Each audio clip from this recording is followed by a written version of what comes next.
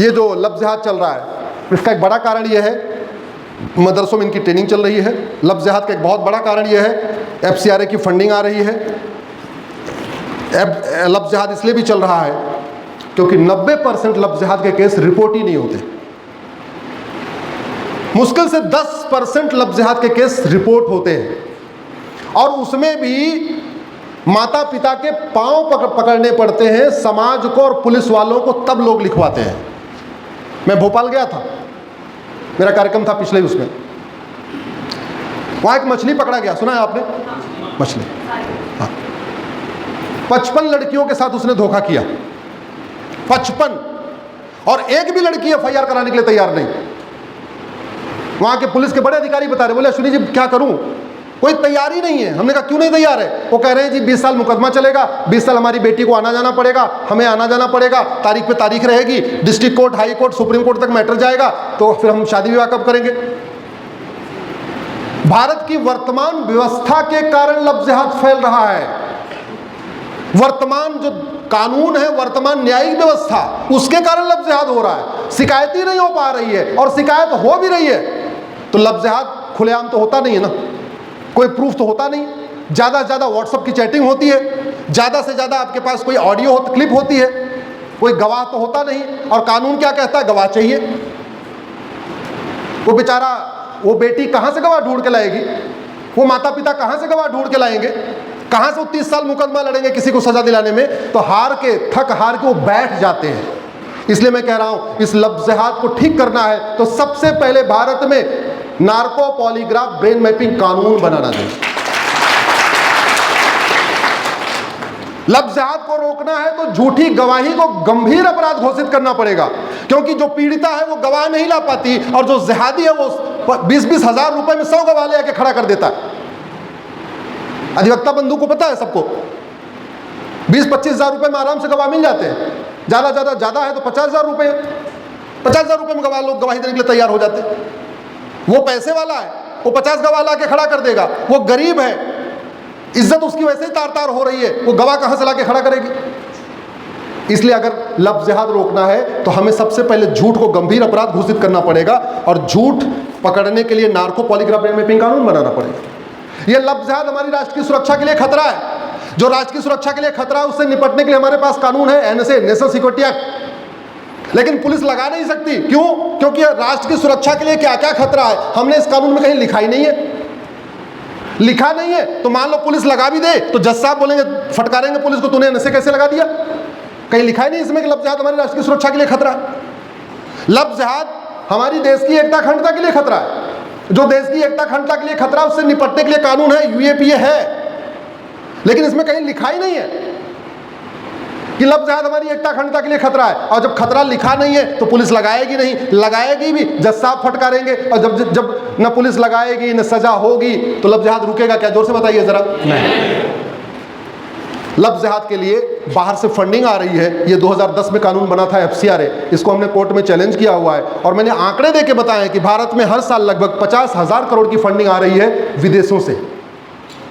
हर साल 50,000 करोड़ की फंडिंग आ रही है। उसमें माओवादियों को भी है, नक्सलियों को भी है, मिशनरियों को भी है, नक्सलियों को भी है, माओवादियों को भी है, जिहादियों को भी है, उसमें लफ्ज़ जिहाद की भी है। उदाहरण के लिए आपको बताता हूँ, छांगुर जलालुद्दीन के 40 NGO में 500 करोड़ की फंडिंग आई उसको विदेशों से, और उसने तो बाकायदा रेट रखा हुआ था। ब्राह्मण छत्री की लड़की को लफ्ज़ जिहाद में ट्रैप करने का रेट 15 लाख रुपए। यादव, पटेल, कुर्मी, की मौर्य, कुशवाहा, OBC जो समाज है उसकी बेटी को ट्रैप करने का रेट 10 लाख रुपए।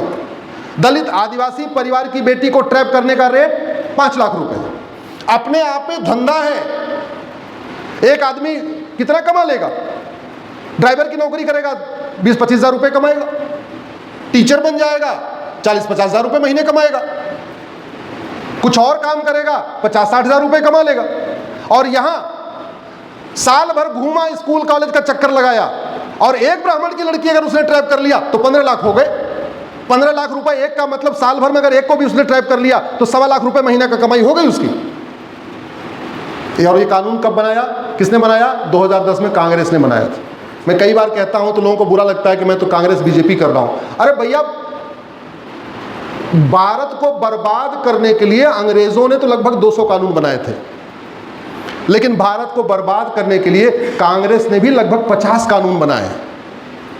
कांग्रेस के कानून खत्म नहीं होंगे तब तक भारत सुरक्षित नहीं हो सकता। जब तक फंडिंग आ रही है तब तक लफ्ज़ जिहाद नहीं रुकेगा।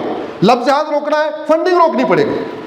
फंडिंग रोकने के लिए इस कानून को खत्म करना पड़ेगा। परसों माननीय संचालक जी से पूछा गया था इस विदेशी फंडिंग के बारे में, इसका जवाब उन्होंने दिया था। लफ्ज़ जिहाद की एक और फंडिंग हो रही है ड्रग कारोबार से। भारत में लगभग साल में 50,000 करोड़ का ड्रग कारोबार है, और ड्रग कारोबार में 90% की मार्जिन होती है। लागत और बेचने में 10% कीमत आती है, बाकी 90% नेट प्रॉफिट होती है। और ये जो ड्रग कारोबार चल रहा है, इसके कारण हमारा धन भी जा रहा है, हमारा धर्म भी जा रहा है।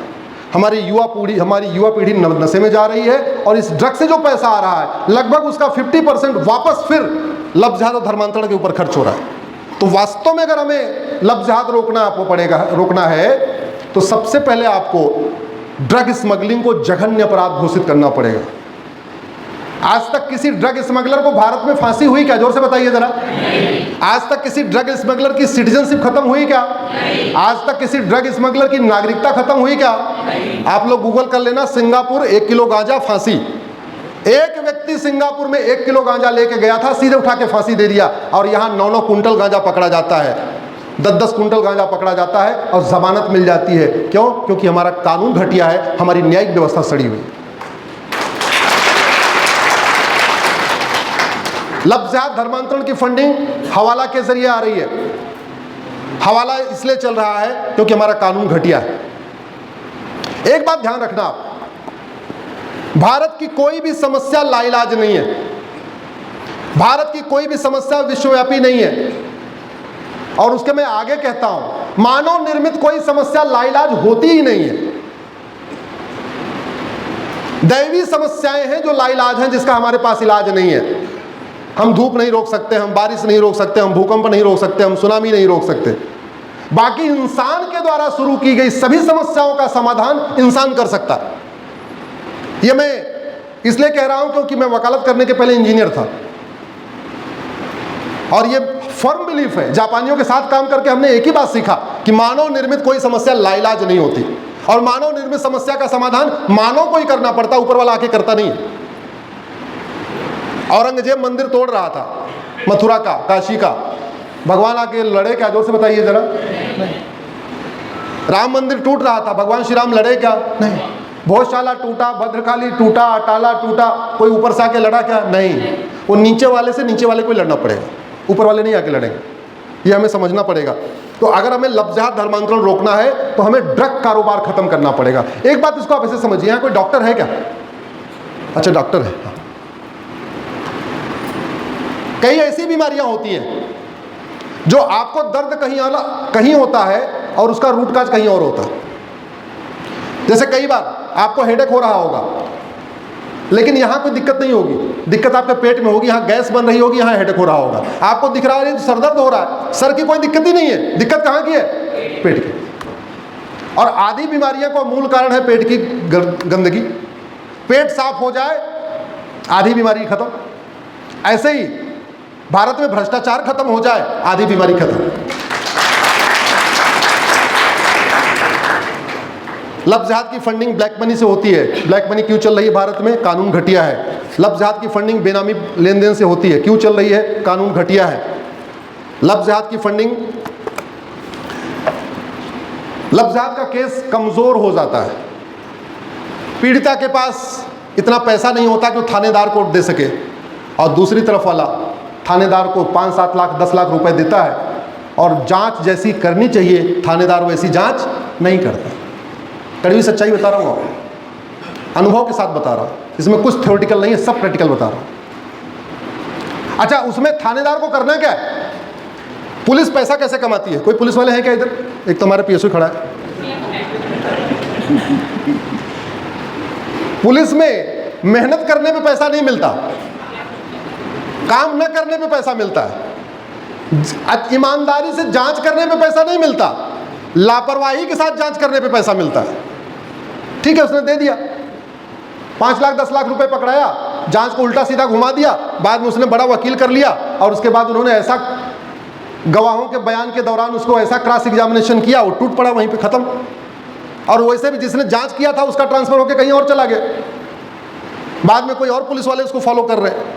पूरा घालमेल इसलिए चल रहा है क्योंकि भारत में सजा नहीं हो रही है।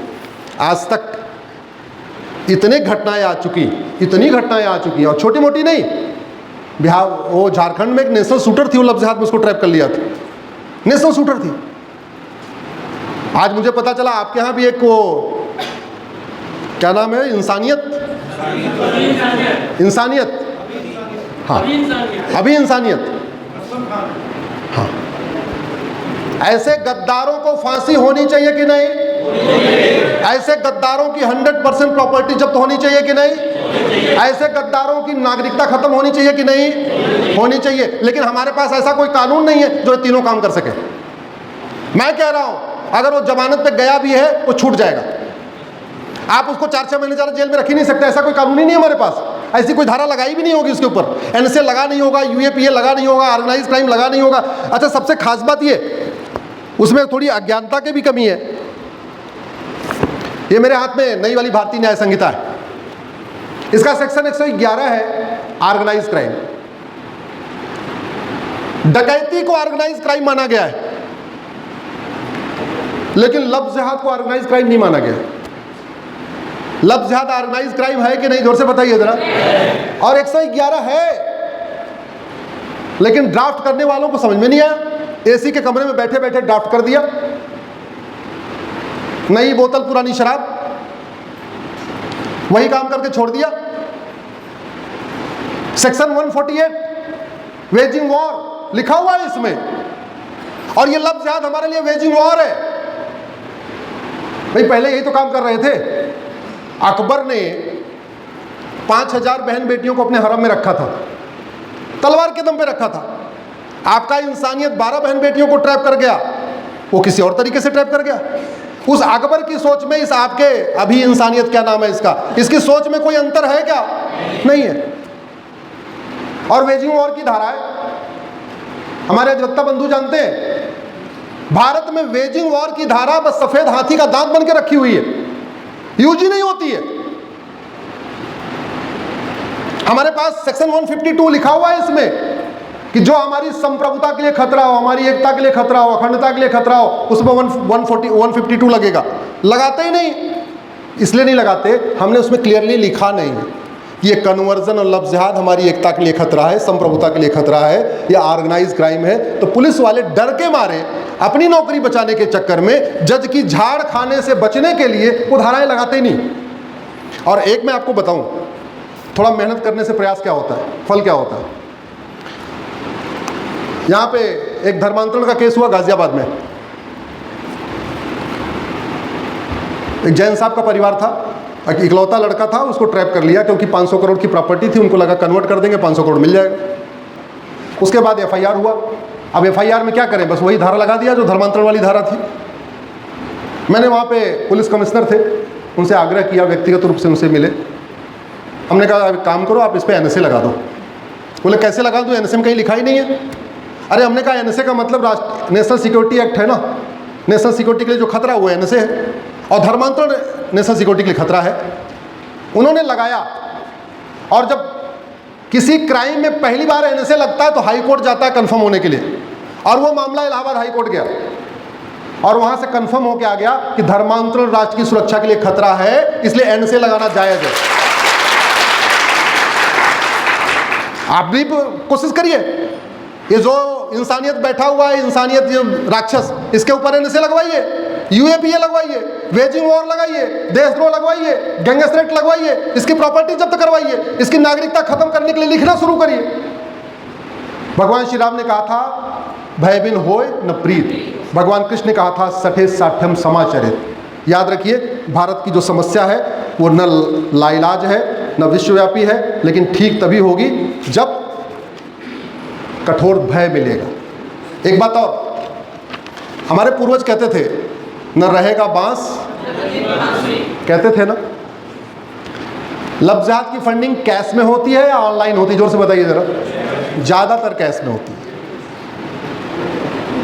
लैंड जिहाद की फंडिंग, जोर से बोलिए, कैश में। ड्रग कारोबार, हुक्का बार, बियर बार, डांस बार, सट्टा बार, मिशनरियों की फंडिंग, जिहादियों की फंडिंग, जमातियों की फंडिंग, घुसपैठियों की फंडिंग, फर्जी राशन कार्ड, अरे जोर से बोलो, फर्जी राशन कार्ड, फर्जी आधार, फर्जी बर्थ सर्टिफिकेट, थाने का भ्रष्टाचार, तहसील का भ्रष्टाचार। और हमारे पूर्वज क्या कहते थे, न रहेगा बांस। कैश खत्म कर दो, सारी समस्या खत्म। और आज की डेट में कैश खत्म हो सकता है, क्यों? आप मुझे, इतने लोग बैठे हो, कितने लोग पर डे 100 रुपए से ज्यादा खर्च करते हो? हाथ उठा के दिखाओ। 1 2 3। सरकारी आंकड़े कहते हैं कि भारत में 80% लोग पर डे 100 रुपए से कम खर्च करते हैं। 20% लोग हैं जो 100 रुपए से ज्यादा खर्च करते हैं। आप संपन्न परिवार की, इसलिए पर डे 100 रुपए ज्यादा खर्च करती होंगी। सरकारी आंकड़े बताते हैं कि 80% लोग पर डे 100 रुपए से कम खर्च करते हैं। तो जब 80% पर डे 100 रुपए से कम खर्च करते हैं, उनको 100 रुपए से बड़े नोट की जरूरत है क्या? और जो 20% 100 रुपए ज्यादा खर्च करते हैं, उनके पास एटीएम, पेटीएम, यूपीआई, भीम, डेबिट कार्ड, क्रेडिट कार्ड है। 100 रुपए से बड़ी नोट बंद कर दे, न रहेगा बांस, न बजेगी। भारत में 130 करोड़ आधार बन चुका है। प्रॉपर्टी को आधार से लिंक कर दे, कैश लेन देन लिमिट कर दें। मैं गारंटी के साथ कहता हूं, लफ्ज़ जिहाद भी रुकेगा, धर्मांतरण भी रुकेगा, घुसपैठ भी रुकेगी, बाकी और भी अराजकता भी रुकेगी। अगर हमें अपने आने वाली पीढ़ी को बचाना है, हमें अपने सनातन धर्म की रक्षा करना है, तो थोड़ा त्याग करना पड़ेगा। इसलिए कहता हूं, लिखना शुरू करिए। अगला सवाल, भारत की कितनी भूमि पे अवैध कब्जा है?